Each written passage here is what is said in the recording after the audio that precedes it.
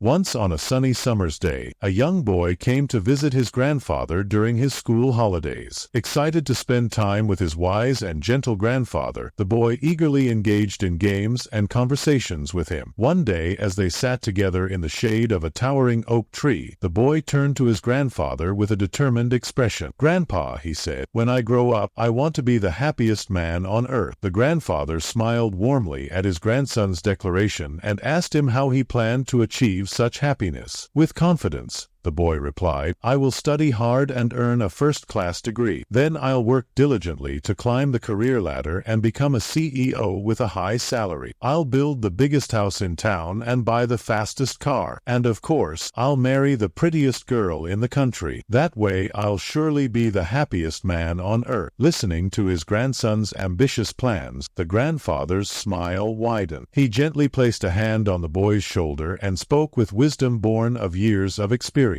"You're going to realize it one day," the grandfather began, his voice soft but firm. "That happiness was never about your job, your degree, or even having a pretty wife. Happiness was never about following the footsteps of those who loved you. It was never about following the footsteps of those who came before you. It was never about conforming to the expectations of others." The boy listened intently, his youthful eyes wide with curiosity. "One day," the grandfather continued, "you're going to see it. Happiness was always about the discovery, the hope, the listening to your heart and following it wherever it chose to go. It was about being kinder to yourself, embracing the person you were becoming." As the grandfather said, "I'm going to be the happiest man on earth." As the grandfather spoke, the boy felt a sense of clarity washing over him. He realized that true happiness wasn't something to be pursued externally, but rather a journey of self-discovery and self-acceptance.